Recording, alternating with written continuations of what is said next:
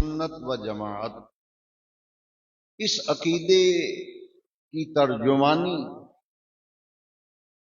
امام اہل سنت مجدد دین و ملت امام شاہ احمد رضا خان فاضل و محدث بریلوی علیہ رحمہ جس خوبصورتی سے اور جس باوقار طریقے سے اور جس سنجیدگی سے انہوں نے اس عقیدے کی ترجمانی کی ہے، پورے بر صغیر پاک و ہند میں اس پائے کی ترجمانی کوئی کر ہی نہیں سکا۔ قرآن و حدیث کی تعلیمات کا خلاصہ اور قرآن و حدیث کا نچوڑ بریلی کے تاجدار نے ہمیں پیش کیا ہے۔ وہ کیا ہے؟ غور سے سنیے ذرا، اور اسی ہی مطمع نظر بنائیں، اسی عقیدے پر پہرا دیں اور اسی عقیدے پر ڈٹ جائیں۔ میرے اور آپ کے امام فرماتے ہیں اہل سنت کا ہے بیڑا پار، اہل سنت کا ہے بیڑا پار، کہ اصحاب حضور نجم ہیں اور ناؤ ہے عطرت رسول اللہ کی۔ اہل سنت کا ہے بیڑا پار کہ اصحاب حضور نجم ہیں اور ناؤ ہے عطرت رسول اللہ کی۔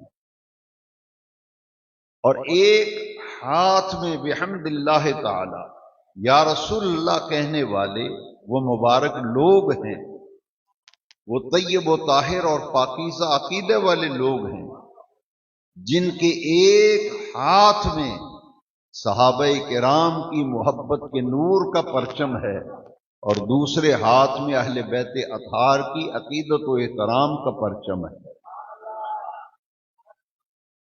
ایک ہاتھ میں صحابہ کا دامن اور ایک ہاتھ میں اہل بیت کا دامن۔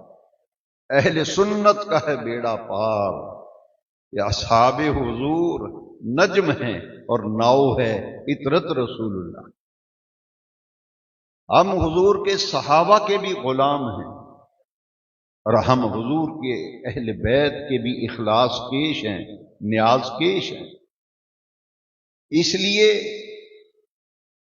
کہ نبی کریم صلی اللہ علیہ وسلم نے ہمیں یہی تعلیم دی ہے، اور بے نیاز رب نے قرآن میں اپنے محبوب کریم کے صحابہ کی عزت اور عظمت کو قرآن مجید میں جا بجا اجاگر کیا ہے۔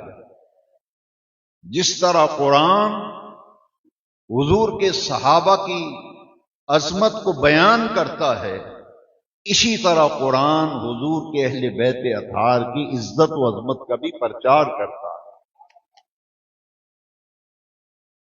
اور ان کے بارے میں میری بات آج دل پہ لکھ لو، اگر صحابہ کرام میں سے کسی صحابی کے بارے میں ذرا سا بھی دل کے اندر میل آ گیا تو سمجھ لیجئے کہ اپنی آخرت اور عاقبت آپ برباد کر رہے ہو۔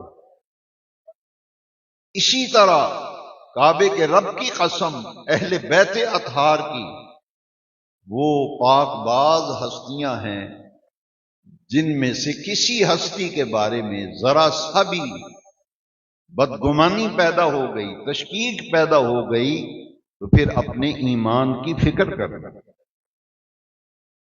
صحابہ بھی عزت و احترام کی جگہ ہے اور اہل بیت اطہار بھی عزت و احترام کی جگہ۔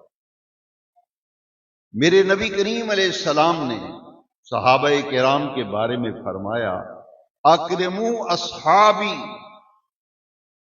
حضور کی حدیث ہے، میرے صحابہ کی عزت کیا کرو، میرے صحابہ کی تکریم کیا کرو، احترام کیا کرو، فإنہم خیارہم، اس لیے کہ میرے تمام صحابہ تم سب میں سے بہتر ہیں،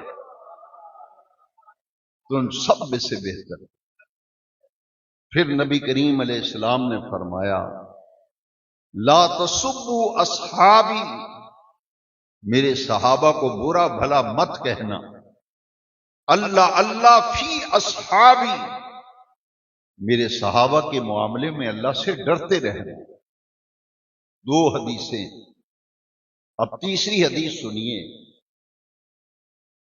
قرآن مجید کی آیات ترتیب میں بعد میں اس لیے لا رہا ہوں، پہلے احادیث پیش کر رہا ہوں اور قرآن مجید کی آیات بعد میں.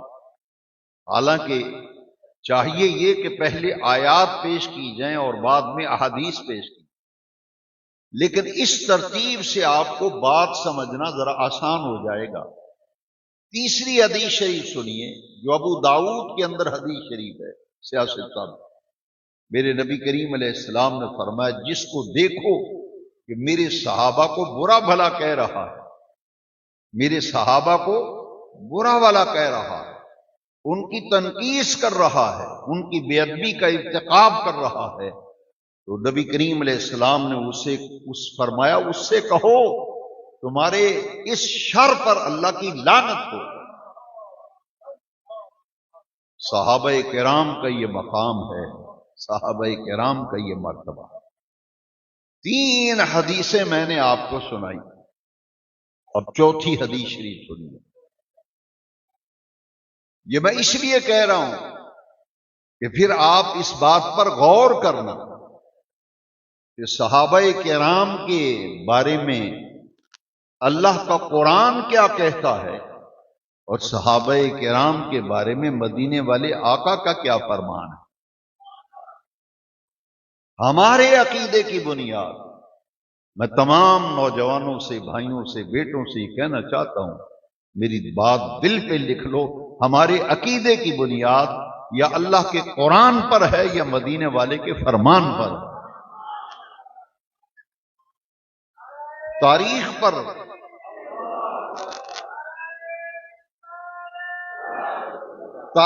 پر عقیدے کی بنیاد ہسٹری پہ نہیں ہوتی، تاریخ پہ نہیں ہوتی.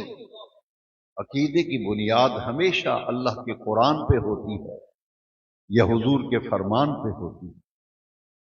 کوئی دنیا کی کتاب، ایک اور بات میں بڑی جرت اور دلیری سے کہنے لگا ہوں، جو کتاب قرآن سے ٹکرائے گی یا کسی کتاب کی کوئی بات مدینے والے آقا کے فرمان سے ٹکرائے گی، ہم اسے رد کریں گے، اسے کبھی قبول کرنے کے لیے تیار نہیں. لے جاؤ ان کتابوں کو، ہم نہیں مانتے ان کتابوں کو. جو اللہ کے قرآن سے کتاب ٹکرائے یا مدینے والے کے فرمان سے ٹکرائے، ہم مانیں گے تو اس بات کو مانیں گے جسے بے نیاز رب نے قرآن میں بیان کیا یا مدینے والے مصطفیٰ نے جو بات فرمائی.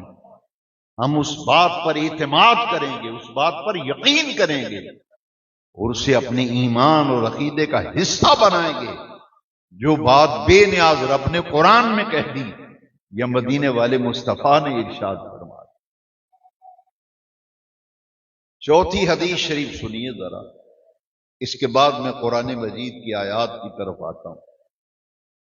چوتھی حدیث صحابہ کرام کا مقام اور مرتبہ.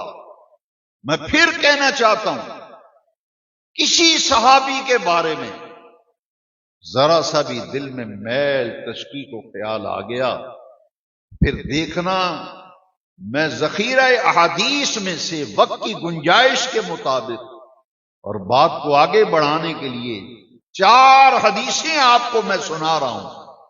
سنیے چوتھی حدیث شریف. آمنہ کے لال نے فرمایا اصحابی کالنجوم، اصحابی کالنجوم، میرے تمام صحابہ ستاروں کی مثل ہیں، ستاروں کی مانند ہیں، ستاروں کی طرح ہیں. بِأَيِّهِمْ اقتدیتم اقتدیتم، جس صحابی کی بھی اقتدا کرو گے، پیروی کرو گے، ہدایت پا جاؤ گے.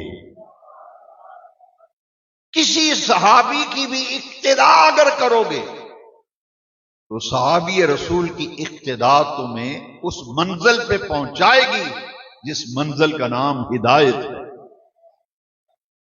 آسمان ہدایت کے درخشندہ ستارے ہیں میرے آقا کے صحابہ کرام۔ میرے عزیزوں، نوجوانوں، بزرگوں، 4 حدیثیں میں نے آپ کو سنائی۔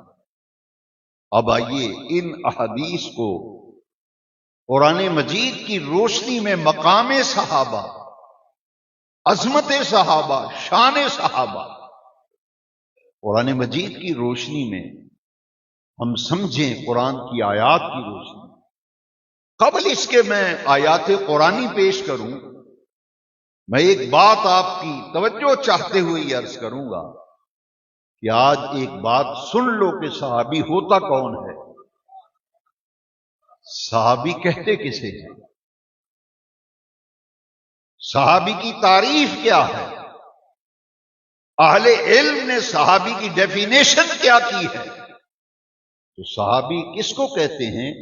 عربی میں صحابی کی تعریف، اس کی ڈیفینیشن ہے من زار النبی صلی اللہ علیہ وسلم فی حیاتہ مع الایمان ومات علیہ۔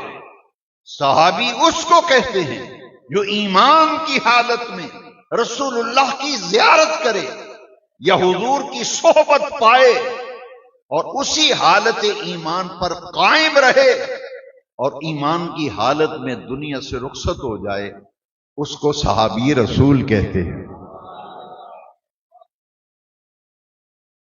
جس نے آقا کریم کی زیارت، صحبت ایمان کی حالت میں پائی۔